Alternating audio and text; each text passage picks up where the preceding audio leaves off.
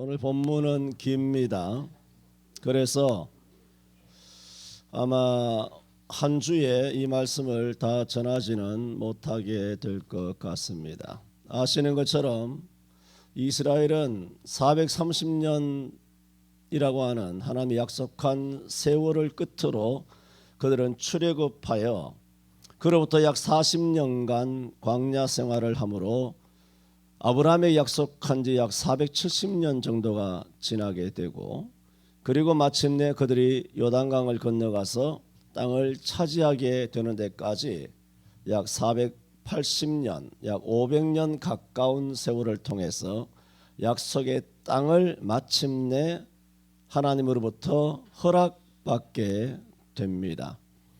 그와 함께 이제 요단 동편에서 모압 땅을 모세로부터 기업으로 받았던 루벤, 갓 그리고 므낫세 2분의 1, 곧 므낫세 반 지파 합해서 두 지파 반은 요단 동편에서 땅을 기업으로 받았기 때문에 진짜 약속의 땅 가나안 땅은 9지파 반이 차지하게 됩니다. 그래서 요단을 경계로 오른쪽 땅을 길르앗 땅이라고 하고 왼쪽 땅을 가나안 땅이라 합니다. 그것을 오늘 본문 32절에는 제사장 엘르아살의 아들 비누아스와 방백들이 루벤 자손과 갓 자손을 떠나 길르앗 땅에서 가나안 땅에 돌아와 그렇게 말합니다. 우편은 길르앗 땅. 오늘 다 말씀을 못 드립니다만 이런 우편을 길르앗이라고 하는 이름으로 땅을 명명하였다는 것은 매우 오묘함을 아마 다음 주일에는 말씀을 드리게 될 것 같습니다. 그리고 왼편은 가나안 땅입니다. 이렇게 9지파 반도 오른쪽 길르앗 땅에서 자기의 모든 처자식들과 짐승들이 안식을 얻었던 것처럼 마침내 이제 9지파 반도 가나안 땅에서 다 안식을 얻게 되고 이제 모든 책임을 다 마치고 여호수아의 축복을 받고 그들은 이제 가나안 땅을 떠나서 요단을 건너 길르앗 땅으로 갔습니다. 길르앗 땅으로 이제 갔죠. 갔는데 길르앗 땅에 도착하자마자 가나안 땅 쪽으로 요단강 건너편에 오늘 본문에는 뭐라고 설명했냐면 11절에 요단가에 단을 쌓았는데 볼만한 큰 단이더라. 볼만하다고 했을 때는 얼마나 컸을까요? 그 넓은 길르앗 그 평지에 웬만큼 단을 쌓아서는 볼만한 단이 되지 못하겠죠. 그러니까 상당히 무슨 피라미드 정도는 아니지만 어느 정도 크긴지는 제가 알 수는 없지만 상당히 볼만하다 그런 단을 쌓았습니다. 이 단을 쌓음으로 이제 문제가 야기되게 됩니다. 왜냐하면 그 율법을 어긴 거거든요. 신명기 율법을 어긴 거거든요라는 말은 단정을 이야기하는 게 아닙니다. 잘 설명을 들어보세요.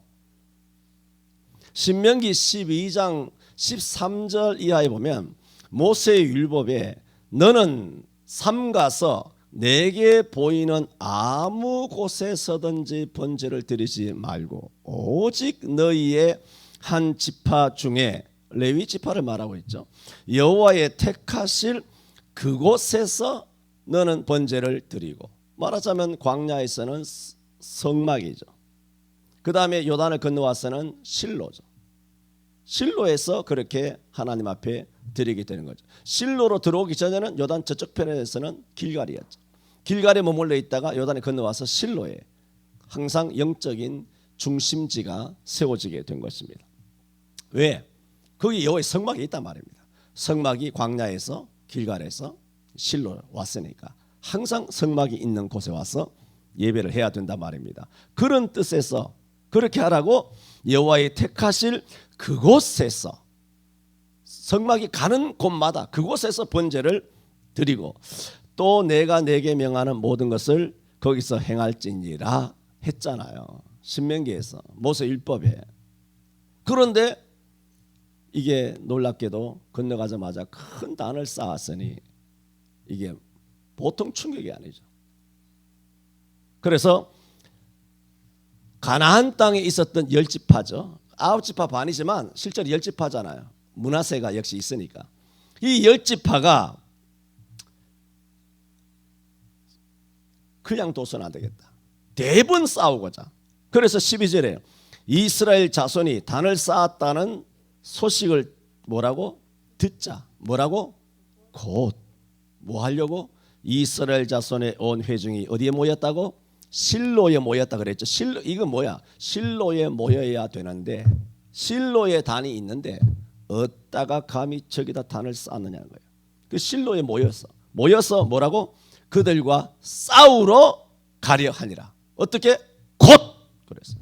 곧이 뭐요? 듣자마자 그 소식을 접하자마자 가서 전쟁하자는 거예요. 방금 전까지 10년 동안 10년이 아니라 수백 년 동안 한 민족으로 살았잖아. 애굽에서부터. 그 40년 동안 정말 동고동락을 했죠. 함께 살고 함께 죽고 했잖아요. 그리고 10년 동안 함께 전투를 했고 두 지파반은 자기들을 앞서서 열심히 칼과 창으로 무장하고 자기들 앞서서 싸워주고 그들이 입에서 낸 말 책임을 다 지키고 그렇게 서로 전우회로 똘똘 뭉치고 혈연으로 똘똘 뭉치고 이렇게 단결 하나가 될 수 없었던 한 성도예요. 한 교회, 한 한국교회였다니까. 1980년도까지 한국교회는 하나였어요. 그런데 지금은 뭡니까? 지금은 갈갈이 찢어져서 그 오징어 다리 찢어 오리가 몸통 찢어지듯이 싹 다 찢어진 거예요. 갈기갈기 걸레쪽처럼 다 찢어져가지고 오징어 다리는 찢어내면 뭐 씹을 거나 있지. 걸레쪽 찝으면 다 빵꾸 나고 냄새나고 너절너절해서 그 어디 씹을 데도 없이 한국교회는 걸레 쪼가리가 됐더란 말입니다. 그러므로 열지파의 입장에서 보면은 이거는 충격입니다. 이런 배신, 이런 배신 상상할 수도 없는 배신이었습니다. 그런데 이 모든 일이 은혜로 잘 해결됐습니다. 어떻게 됐느냐? 33절에 그 일이 이제 그 일을 설명하려면 2주간 걸린다 그 말씀입니다. 그 일이 이스라엘 자손을 즐겁게 한지라. 이스라엘 자손이 하나님을 찬송하고 루벤 자손과 갓 자손에 거하는 땅에 가서 싸워 그것을 멸하자 하는 말을 다시 하지 아니하였더라 하여 해피 엔딩이 됐다는 겁니다. 정말 그리스도 안에서 화목하게 되었다는 겁니다. 야, 우리 한국교회도 이렇게 됐으면 좋겠습니다. 한국교회도 루벤 갓 므낫세. 루벤 갓 므낫세는 뭡니까? 요단 동편에 단을 쌓았는데 결국은 열지파의 대표 대제사장의 아들인 비느하스를 대표 단에 그런 우두머리를 세우고 그 다음에 이스라엘 1000만인의 10지파 중에 12명을 대표단을 꾸려가지고 요단 동편으로 파송했잖아요. 파송해서 너희가 이게 이렇게 해서 되겠느냐 저렇게 해서 되겠느냐 했을 때 이 두 지파 반이 뭐라 그럽니까? 너희가 신명기 12장에서 말한 거 하나님께서 택하신 곳에서만 번제를 드리고 성막이 있는 곳에서만 번제나 소수나 화목제나 드리는 거 우리도 안다. 우리가 단을 쌓은 것은 여기에 번제를 드린다든가 소제를 드린다든가 혹 화목제를 드린다고 해서 하나님 앞에 범죄를 행하고 하나님 앞에 악을 행하고자 이것을 세운 것이 아니라 나중에 우리 때는 모르겠지만 다음에 세월이 한 세대 30년, 두 세대 60년, 뭐 90년, 100년이 넘어가다 보면 요단이라고 하는 것은 분명히 지리적으로 경계가 되어 있잖아요. 여러분 우리 백제고 신라고 간에 다 그 전 세계는 무엇을 경계로 해 나라가 나눠지냐 하면은 강이나 산맥을 중심으로 나라가 뭐 이탈리아나 다 나라가 다 그렇게 나눠져 있어요. 두만강을 통하 이래 나눠져 있고 다 산맥이나 강을 통하 나눠져 있기 때문에 나중에 너희 후손이 우리가 요단강을 경계로 하여 요단 동편에 있는 사람들은 여호와에게 분의가 없다. 뭐냐면 영적인 상속권이 없다. 택한 백성이 아니라는 거죠. 이제는 너희도 가나안 족속들처럼 이방인이다 하면서 저주의 대상이 되고 배척의 대상이 된다라면 우리가 이 모압 평지의 땅을 모세로부터 받은 것이 얼마나 땅을 치고 기가 막힌 일이겠느냐.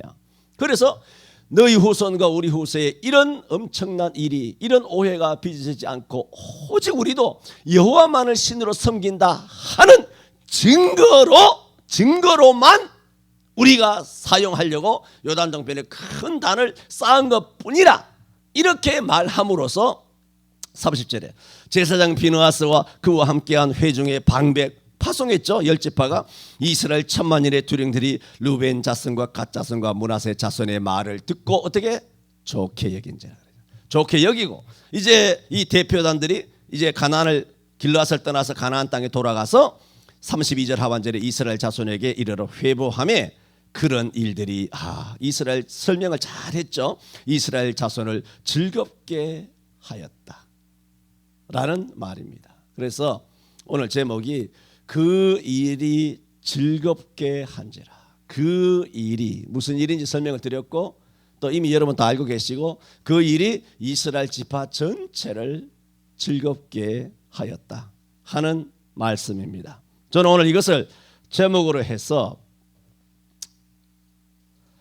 왜 두 지파 반이 요단 저편에 큰 단을 쌓게 되었는지 또 그로 인한 분쟁은 어떻게 해결되었는지 그리고 그 결과 이스라엘 백성들이 어떻게 그 일을 듣고 다 즐겁게 되었는지 그 일이 즐겁게 된지라 하는 말씀으로 세 가지 대지인데 오늘 아마 첫 번째 대지만 말씀을 드려야 될 것 같습니다. 첫 번째, 두 지파 반이 요단 동편에 가서 볼만한 큰 단을 쌓자 열 지파가 어떻게 했다고 쭉 설명했습니까? 싸우러 가자 그랬습니다. 5절에 아니죠.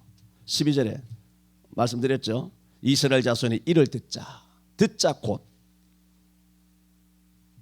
실로에 모여서 그들과 싸우러 가려 하니라 그랬습니다.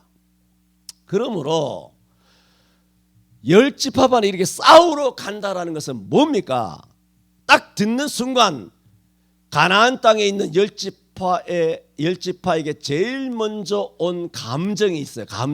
감정이 뭡니까? 감정이 뭐예요? 분노예요. 이 중요한 거예요. 감정이 뭐예요? 분노니까 분노로만 있는 것이 아니라 실로에 모여서 소식을 듣자 실로에 모여서 어떻게 했다고? 싸우러 가자 했죠.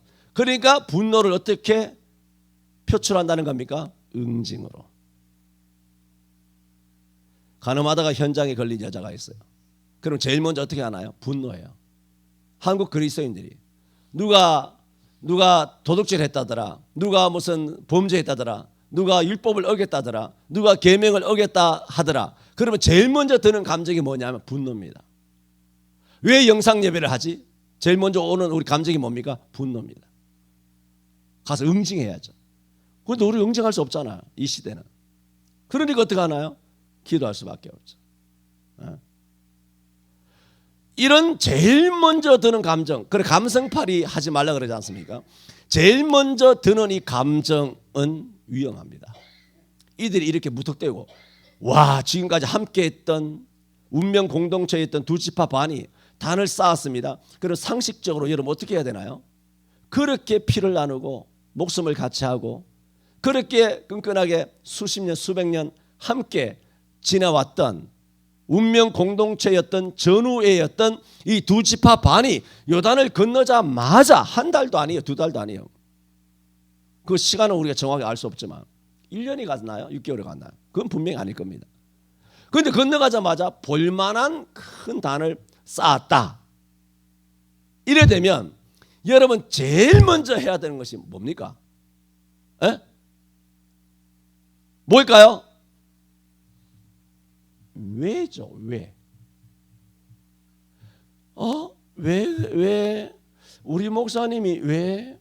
우리 목사님 그럴 뿐 아닌데, 우리 장로님 그럴 뿐 아닌데, 우리 권사님은 절대로 그럴 뿐 아니야. 이게 정상이에요.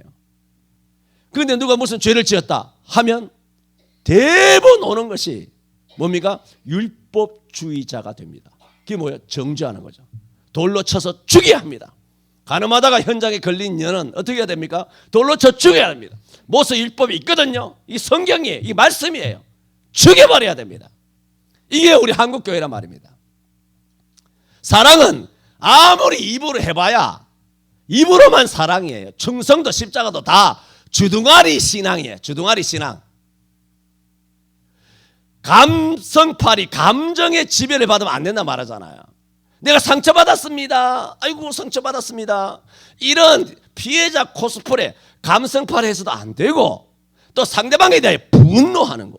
뭐 장로가 뭐 저래, 목사가 뭐 저래, 뭐 한국교회가 왜 저래, 집사님이 왜 저러지, 이거 정말 안 좋거든요. 이게 뭐예요? 제일 먼저 드는 감정이란 말입니다. 감정이 제일 먼저 들지 말고 말씀이 제일 먼저 생각이 나야 합니다. 이거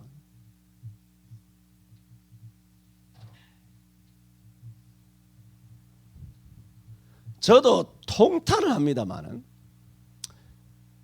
우리 교회가 그렇게 가르쳐도 우리 교회 성도들도 이게 잘 안 된다면 대한민국에 될 수 있는 교회는 없습니다. 단언컨대 이렇게까지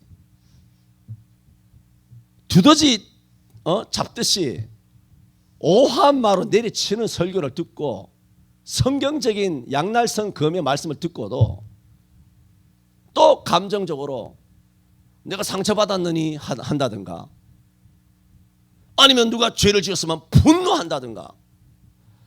야, 이거는 저도 마찬가지입니다. 이게 뭡니까? 분노한다는 건 뭐예요? 내가 의롭다는 거예요. 이거 웃기는 거잖아요. 어떤 분이 죄를 지어서 내가 분노하는 거야. 주의를 안 지켜서 11조 안 해, 충성하지 않고 순종 안 해, 열심히 없어, 분노해. 그게 뭐예요? 내가 어렵다는 거예요. 와, 이건 아니죠. 그러면 절차상 상식적으로 아니 성경적으로 정말 요단에 큰 볼만한 단을 쌓았다 하면 실로에 모여서 그 소식을 듣자 곧 실로에 모여서 싸우러 가자, 이런 말씀이 성경에 기록되면 안 돼요. 어떻게 해야 돼요? 우리 두 지파 반은 그럴 지파가 아니야. 왜 그랬는가? 우리 대표단을 한번 보내보자. 이게 정상이잖아요. 그런데 그렇게 해서 대표단을 꾸렸습니까? 아닙니다. 대표가 되는 제사장 엘르아살의 아들 비느하스나 한 방백씩 10방백을 그와 함께 하여 하나의 대표단으로 꾸려진 그 모든 11명의 대표단 모두도 12절에 그들과 함께 싸우러 가자 하는 감정에 공감을 하였습니다. 그래서 13절에 대표단을 꾸미지 않습니까? 비느하스를 보내고, 대표단의 대표죠. 그 다음에 14절에 10방백을 누구와 함께? 그와 함께 하게 하니 그들은 각기 이스라엘 1000만인 중 족속의 두령이라 그랬죠.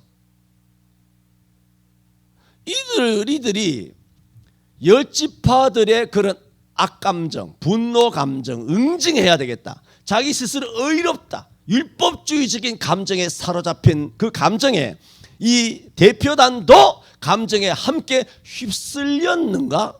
아니면 휩쓸리지 않았는가? 그 성경을 읽어보면 나와요. 휩쓸렸어. 이 사람들도.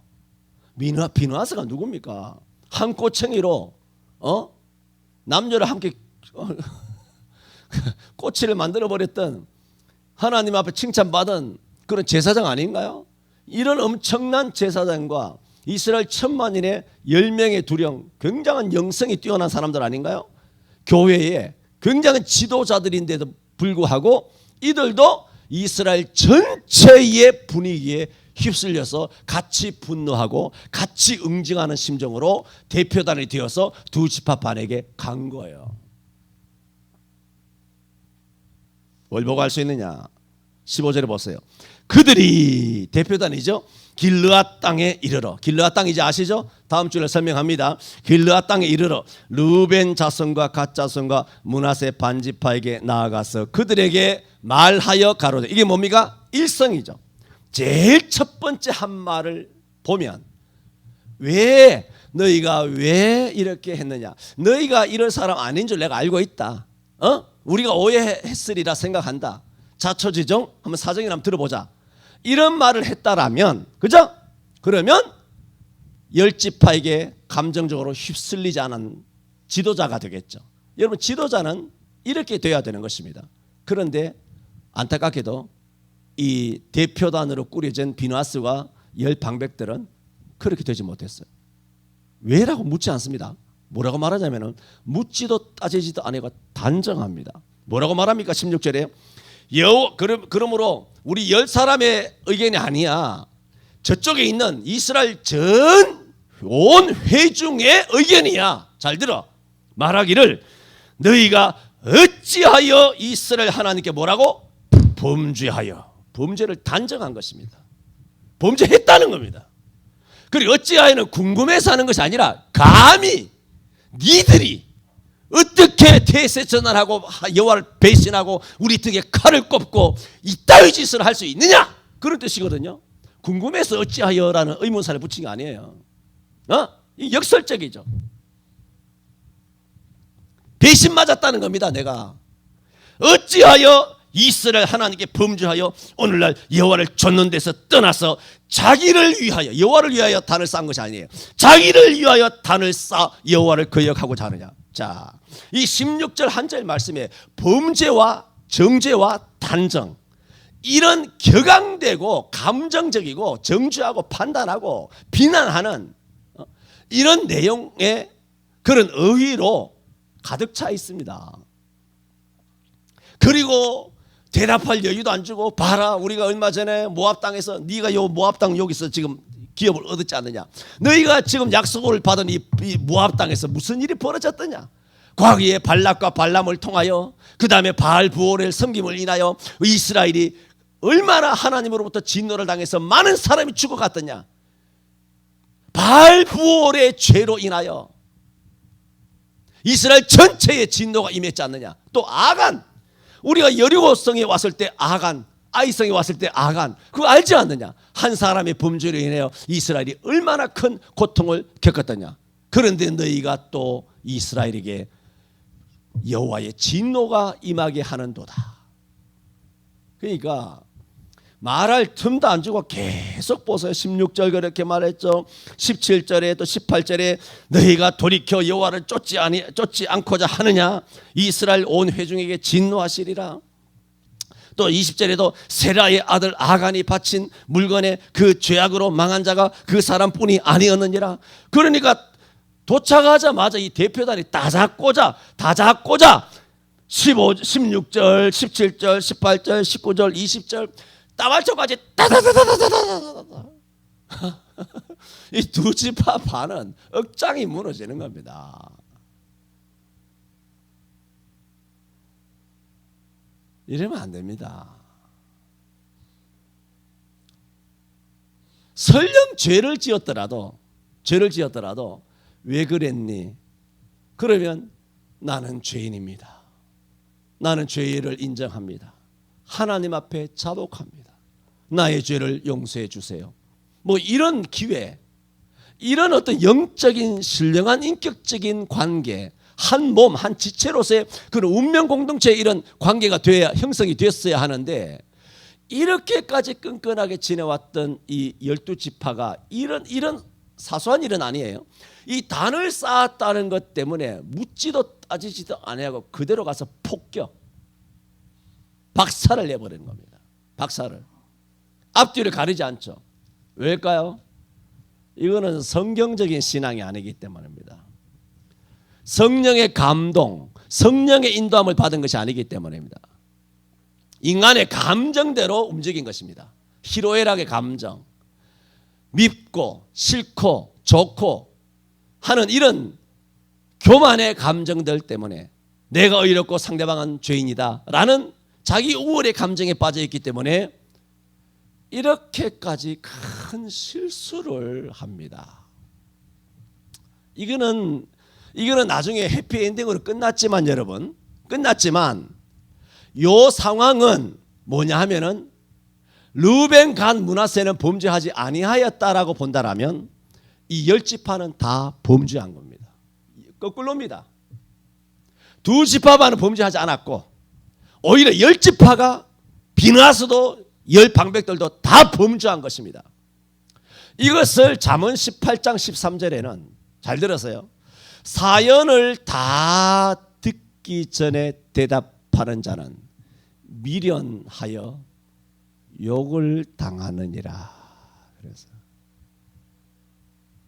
전후 사정을 다 듣기 전에 함부로 판단하고 함부로 대답을 이건 이렇고 저렇고 뭐 함부로 대답을 하게 되면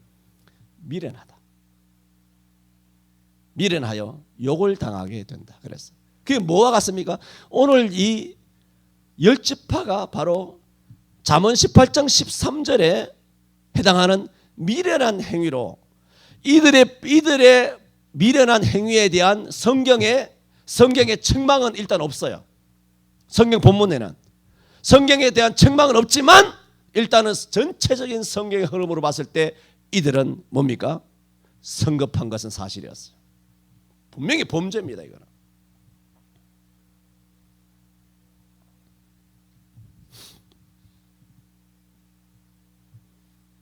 저들이 이렇게 2지파 반이 범죄하였다라고 단정하는 자세는 오늘 본문 여러 군데에서 나타나고 있습니다. 자, 우리가 4절에서 8절을 본 적이 있지 않습니까? 4절에서 8절은 뭐냐 하면 2지파 반이 책임을 다 지키고 이제는 요단을 건너가서 길르앗 땅으로 돌아가게 되는 그런 순간이었죠. 그때 우리가 잘 아시는 것처럼 여호수아가 그들에게 말했죠. 뭘 말했다고 우리가 배웠습니까? 지난주에는 친근히 하라 해서 하나님을 친근히 해라. 너희가 지난 10년 동안 솔선수범하여 책임을 지키기 위하여 전쟁을 앞서서 한 그 성실함 못지아니하게 중요한 것은 너희가 기업으로 받은 모압 평지에 가서 하나님의 말씀대로 지키고 사는 것, 믿음으로 구원받은 이후에 구원받은 사람답게 사는 것도 매우 중요하다 하여 그들에게 너희의 장막으로 돌아가되 그게 삼가 너희에게 명한 명령과 율법을 행해야 한다. 지켜 행해야 한다. 그것을 이야기했고 또 그것이 하나님을 친근히 하는 것이라면 사람을 친근히 하기 위해서는 너희가 받은 수많은 빼앗은 재물을 돌아가서는 나머지 형제들하고 그 모든 재물을 같이 나누어 줘라. 재물을 나누는 것, 이것이 형제 간에 성도들 간에 서로 친근한 것이다 라고 이야기하였다는 것을 다 들었잖아요. 요거는 뭐예요? 긍정적이죠. 긍정적으로 말했어요. 제가 지난 몇 주간 동안 긍정적인 것을 여호수아가 돌아가는 2지파 반에게 이렇게 가서 믿음대로 잘 생활해라 이렇게 말씀을 하였다라고 설명을 했어요. 그런데 오늘 본문과 연관해서는 여호수아에게는 그런 마음만 있었던 것이 아니라 노파심도 있었어요. 뭐냐면 요단을 건너가면 혹시나 저들의 믿음이 떨어지지 않을까 그런 노파심도 있었어요. 여호수아에게.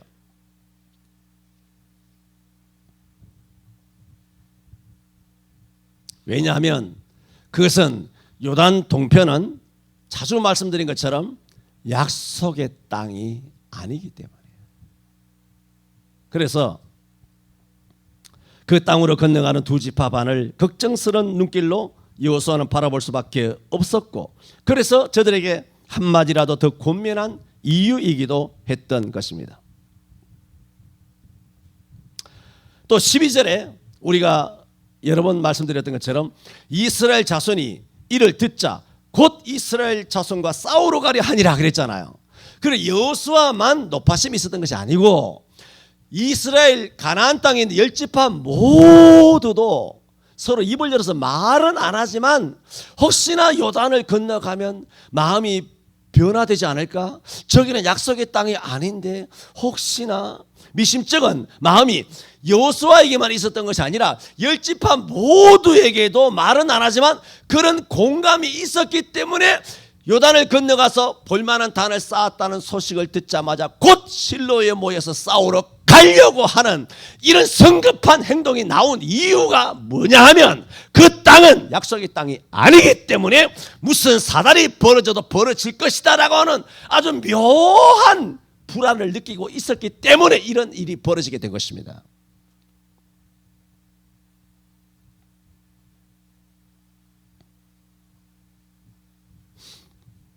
그래서 19절에 대표단이 결정적으로 내가 지금까지 설명한 것에 대하여 말합니다. 19절에 너희 소유지가 만일 깨끗이 아니하거든. 이 마음이 항상 있었다는 거예요. 그런 대표단이나 이스라엘 열지파나 이런 마음이 뭔가 깨름직한 마음이 있었다는 거예요.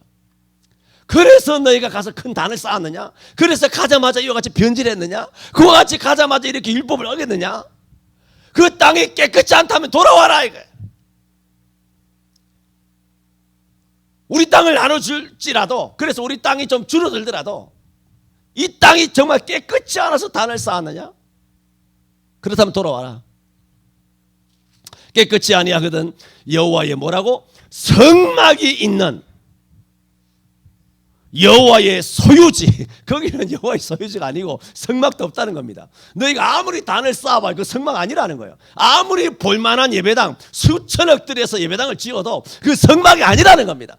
수만 명이 모여도 그게 성막이 아닐 수가 있다는 겁니다. 볼만한 성전, 볼만한 목사, 볼만한 성도, 볼만한 교회를 할지라도 하나님이 성막이 아닐 수 있다는 겁니다. 여호와의 성막이 있는 존재하는 여호와의 소유지로 건너와 우리 중에서 소유를 취할 것이니라. 오직 우리 하나님 여호와의 단 외에 다른 단을 쌓음으로 여호와께 패역하지 말며 우리에게도 패역하지 말라 라고. 그 뭡니까? 너희 소유지가 만일 깨끗이 아니하거든. 이거는 그래도 자기들의 발언을 조금 약화시킨 거예요. 실제로는 뭐냐면 너희 땅은 더럽다는 말이에요. 그런 마음이 깔려 있는 거예요. 그러므로 이들은 성급했고 화가 나고 혹시나 했더니 역시나 건너가자마자 저렇게 우리를 배신하고 여호와를 거역하고 불순종하는구나. 우상 숭배를 하는구나. 가나안을 다 정복했더니 저들도 가나안처럼 전락하고 변절해 버렸구나. 그렇게 생각을 하게 된 것입니다. 그래서 단정하고 싸우러 가고자 하고 단을 쌓은 행위를 범죄라 단정하였다는 말입니다. 자, 근데 입장을 이제 바꿔놓고 이제 이야기합시다. 입장을 바꿔놓고 생각해 보세요. 여러분이 이런 오해를 받았으면 어떻게 되겠습니까? 아까 말했죠. 단을 쌓은 이유는 뭐 아까 말하기도 전에 여러분 다 알잖아요. 우리가 여호와만을 섬긴다는 것을 단지 증거로만 삼기 위하여 증거의 단이 될 뿐, 거기다가 그것이 하나님 앞에 제사를 드리는 제사의 단이 아니거든.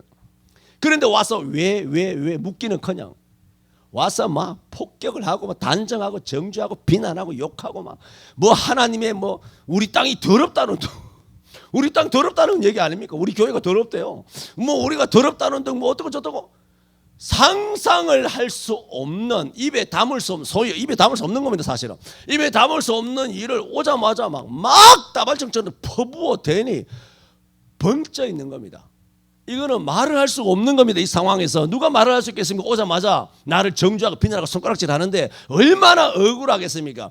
저들이 격앙해서 왔지만 이런 얘기를 억울한 얘기를 들었을 때야말로 두 지파 반이 얼마나 더 격앙했을까요? 생각해 보세요. 여러분 두 집 밥 아니라면 우리가 어떻게 살았는데 생각해 보세요. 10년 동안 싸웠잖아. 제일 먼저 나서서 9지파 반도 우리와 같은 안식을 얻을 때까지 책임을 지고 애프터 서비스까지 완벽하게 했잖아. 완벽하게 다 하고 여호수아도 다 인정하고 막 정말 기쁘게 축복받았어. 금이 환영하고 돌아왔는데 침도 마르기 전에 잉크도 마르기 전에 강을 건너와서 하는 소리 한번 보소 이거.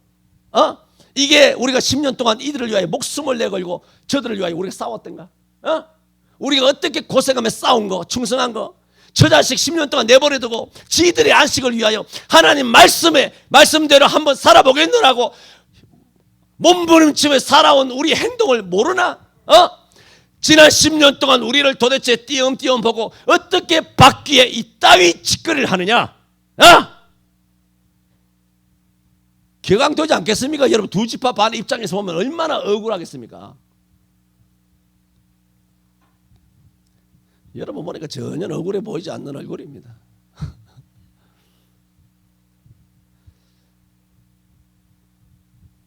그래서 이제 와서 이렇게 할 수 있을까? 평상시에 우리를 얼마나 우습게 여겼으면 야 우리가 그간 수고했던 것이 다 뭔가 회의에 빠졌을 수도 있습니다.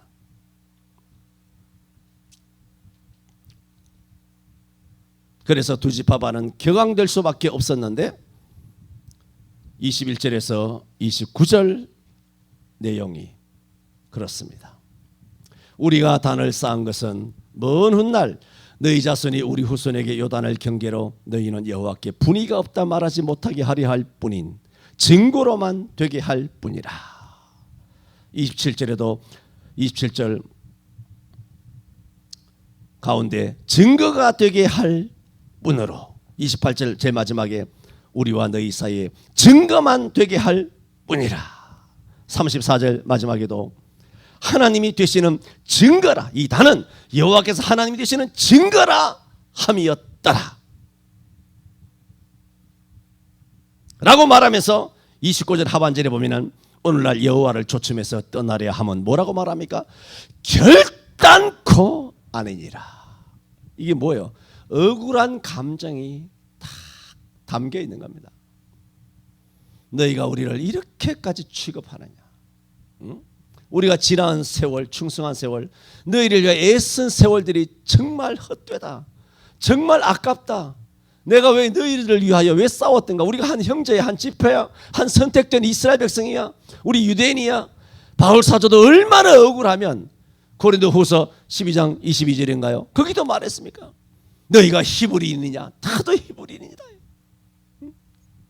너희가 이스라엘인이냐? 나도 이스라엘인이다. 너희가 아브라함의 자손이냐? 나도 아브라함의 자손이다. 너희가 그리스도 일꾼이냐? 정신없는 말을 하거니와 나는 더욱 그러하도다. 이게 뭐예요? 억울한 심령이, 울컥하는 심령이 다 배어있는 자기 고백인 것입니다.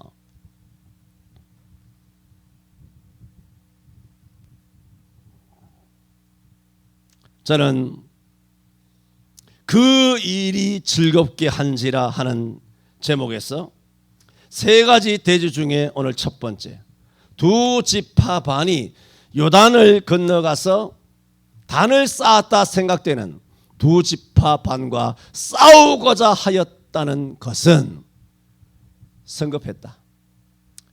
감성팔이였다. 말씀이 아니다. 성령의 인도하심이 아니다. 그리고 그들의 오해요 편견이었다. 왜? 그 땅은 더럽다 생각하는 겁니다. 이런 것들이 수천 년 내려오면서 유대인들의 의식에는 뭐냐면 성전은 거룩하다는 겁니다. 제사장은 거룩하다는 겁니다. 그래서 성전만 거룩하고 나가서는 마음대로 범죄를 저지른 겁니다. 그래서 그리스도인들의 최고 약점이 뭐냐면 이중 인격자가 되기가 쉽다는 겁니다. 이중 인격자입니다. 이율배반적이고 위선되고 외식되고 바리새주의로 살아가기가 매우 쉬운 것이 그리스도인이라는 말입니다. 오늘 첫 번째만 말씀드렸습니다. 다시 한번 잠언 18장 13절 말씀을 들려드리며 말씀을 마칩니다. 사연을 다 듣기 전에 대답하는 자는 미련하여 욕을 당하느니라. 기도합니다.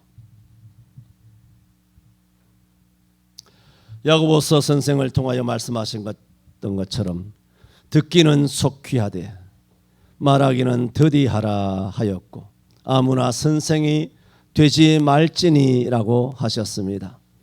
그리스도인으로서 살아갈 때 은행 심사가 베드로 전서 4장 11절에 말씀하신 것처럼 만일 누가 말하려면 하나님의 말씀을 하는 것 같이 하고 하신 말씀처럼 그리스도인으로서 이 입으로 범죄하지 아니하고 또 감정에 휩싸여서 감정의 종이 되지 않게 하여 주옵소서. 그러므로 미련하여 욕을 당하지 않게 하여 주옵시고 말씀 중심의 성도, 성령의 인도함을 받는 그리스도인의 삶을 살아가게 하여 주옵소서. 예수님 이름으로 기도하옵나이다. 아멘.